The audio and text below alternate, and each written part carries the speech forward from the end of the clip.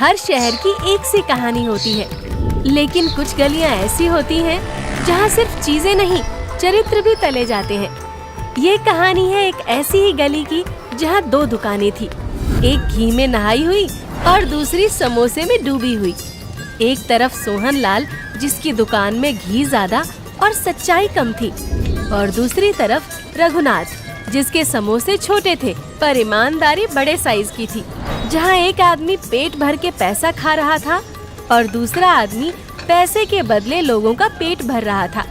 लेकिन एक दिन जब घी की कड़ाही में साजिश तली गई और समोसे के अंदर धोखे की चुटकी पड़ी, तब इस गली ने देखा सच्चाई और लालच का असली स्वाद। एक छोटा शहर है धोबिया टोला।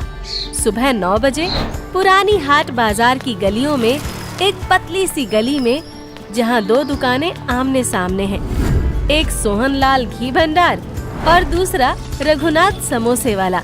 ए भैया, ये वाला घी देखिए, शुद्ध देसी गाय के दूध से निकाला गया है और दाम बस 800 रुपए किलो।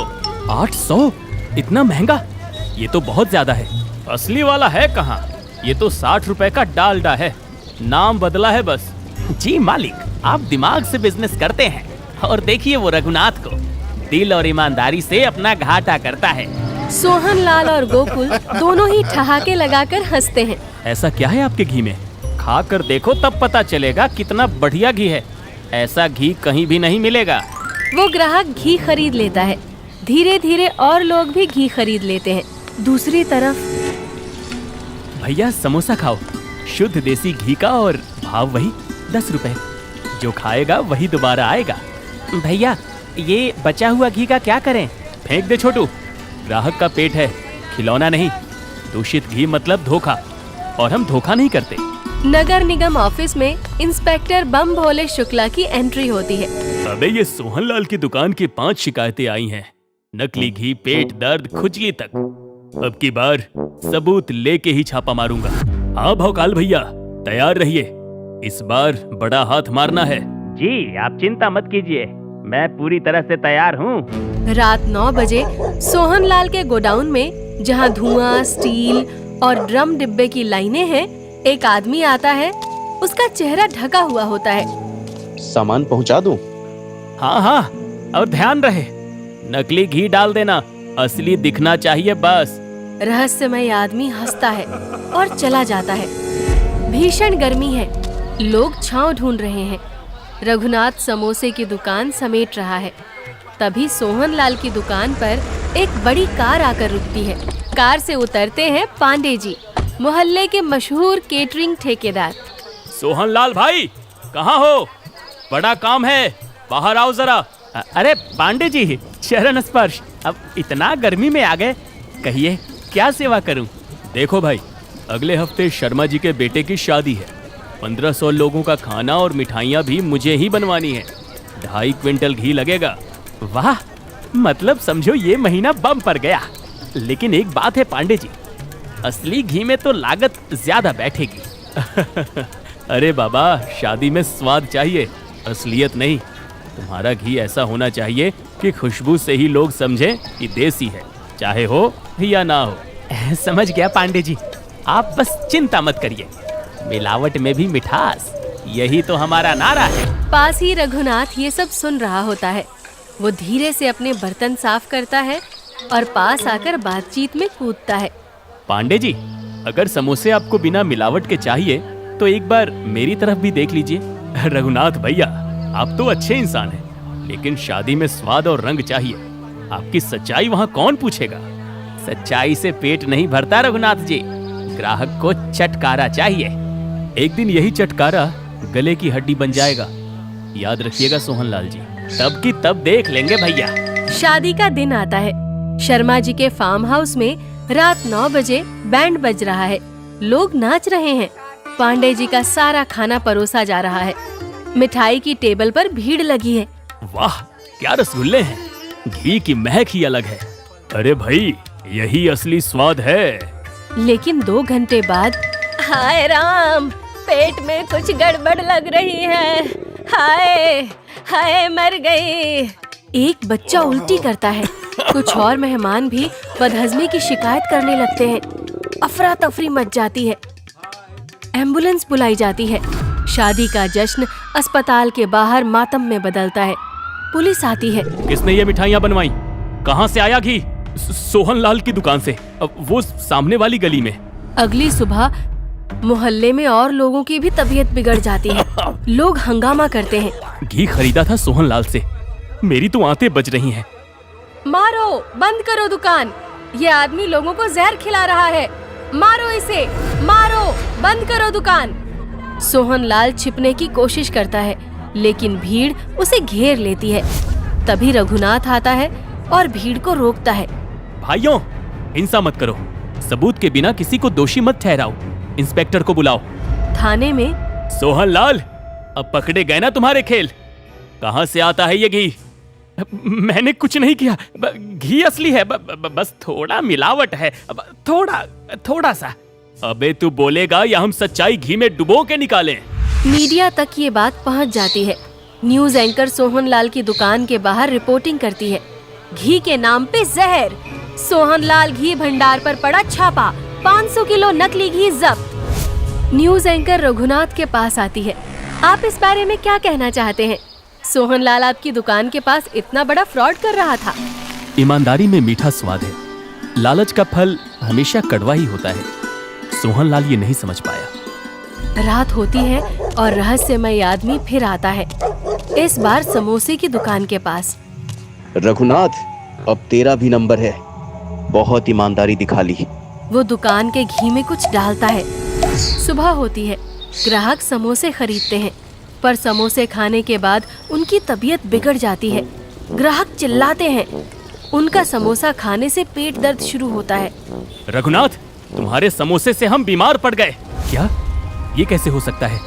हम तो असली घी में बनाते हैं छोटू। कल रात दुकान बंद किसने की थी? मैंने, पर आज सुबह ऐसा लगा था कि किसी ने ताले के पास छेड़छाड़ की थी। ये सब क्या हो गया? आज तक मेरे समोसे खाने से किसी को कोई तकलीफ नहीं हुई। जरूर किसी ने कुछ गड़बड़ की है। रघुनाथ थाने पहुंचता है। बम भोले को सब बताता है। मतलब कोई साजिश रच रहा है तेरे खिलाफ? हाँ, सोहन लाल तो अभी हिरासत में है, पर वो रहस्यमयी सप्लायर अब भी बाहर है। तो फिर पकड़ो उसे, वरना मैं खुद जाल बिछाऊंगा। रात होती है।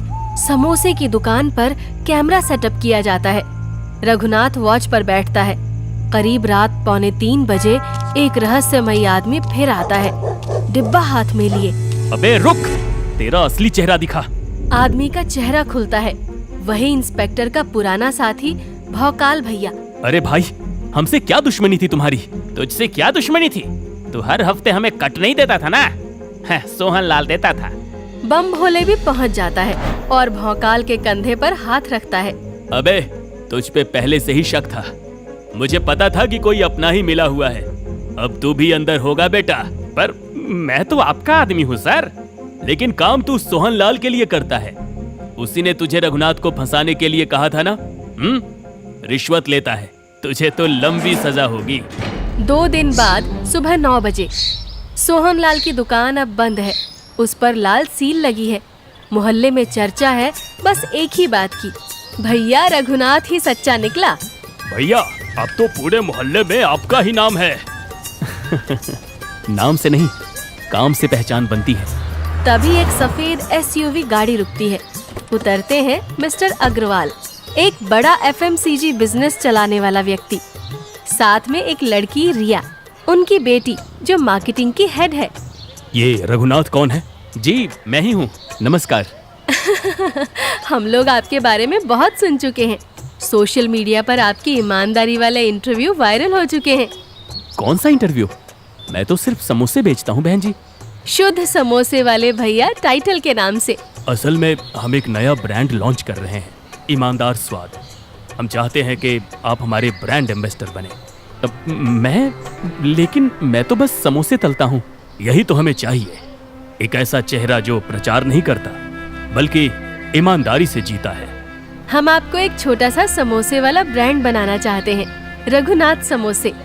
लेकिन माफ कीजिए, मैं अपने स्वाद से समझौता नहीं करूंगा।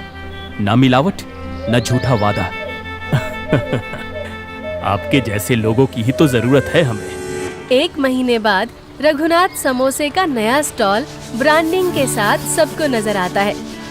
बड़े शहर में मॉल के बाहर चमचमाता नया स्टॉल रघुनाथ समोसे 100% ईमानदारी के साथ। रघुनाथ अब भी वैसे ही धोती कुर्ते में होता है, लेकिन अब उसके पास हेल्पर्स हैं, मशीनें हैं, ऑर्डर मैनेजर है, भीड़ लगी हुई है। रिया भी स्टॉल का निरीक्षण कर रही है। ये वही रघुनाथ है जो पुराने शहर में समोसे बेचते थे? हाँ भाई, इनकी कहानी इंस्पिरेशन है। स्वाद वही, नियत वही, बस पैकिंग बदल गई है। बंद पड़ी सोहनलाल की दुकान। सोहनलाल अब जमानत पर है, गली में ही सिर झुकाए बैठा है। पास ही उसका पुराना नौकर गोकुल आता है और कहता है, बाबूजी, रघुनाथ तो हीरो बन गया, टीवी पे आ रहा है, समोसे पैक होके बिक रहे हैं। और मैंने तो समझा था दिमाग से बिजनेस होता है, पर वो दिल से कर गया। अपना तरीका बदल लो बाबूजी, अभी भी देर नहीं हुई है। हाँ, अब जो दुकान खुलेगी वो बेईमानी की दुकान नहीं, सच्चाई की होगी। रघुनाथ के स्टॉल पर एक इंटरव्यू चल रहा है। रघुनाथ जी, क्या आपने कभी सोचा था कि एक समोसा आपको ब्रांड बना देगा? नहीं, लेकिन मैंने कभी समोसे को हल्के में नहीं लिया। हर टुकड़ा, हर मसाला बड़े जज्बातों से डालता हूँ। और सफलता का राज बस एक बात, जो तेल से तला है वो स्वाद दे सकता है, लेकिन जो ईमान से बना है वही याद रह जाता है। टेडेक्स टॉक जैसे मंच पर रघुनाथ को आमंत्रित किया जाता है। हल्की रोशनी, सैकड़ों लोग तालियां बजा रहे हैं। रघुनाथ मंच पर खड़ा है, धोती कुर्ता वही है। मैंने कभी कारोबार नहीं किया, सिर्फ भरोसा बेचा। लोग कहते थे ईमानदारी से पेट नहीं भरता, लेकिन आज मैं कहता हूं, भूख मिटती है रोटी से, पर इज्जत मिलती है ईमानदारी से। तालियां बजती हैं, मंच पर स्टैंडिंग ओवेशन होता है। तो जनाब, जब लालच तले जाते जल गया और ईमानदारी धीमी आंच पर भी कुरकुरी निकली, पर पूरी गली ने देखा असली स्वाद किस में है। सोहनलाल का घी था मिलावटी और उसकी नियत उससे भी ज्यादा, लेकिन रघुनाथ का समोसा था सीधा दिल से, घी असली और इरादा भी। लोग कहते हैं व्यापार में बस दिमाग चलता है, पर इस समोसे वाले ने सिखा दिया कि जब दिल, दिमाग और ईमान साथ चले तब दुकान नहीं, विश्वास बनता है। और हाँ, अगली बार अगर समोसे में कुछ अलग स्वाद लगे तो समझ लीजिए कि वो रघुनाथ की ईमानदारी का तड़का है।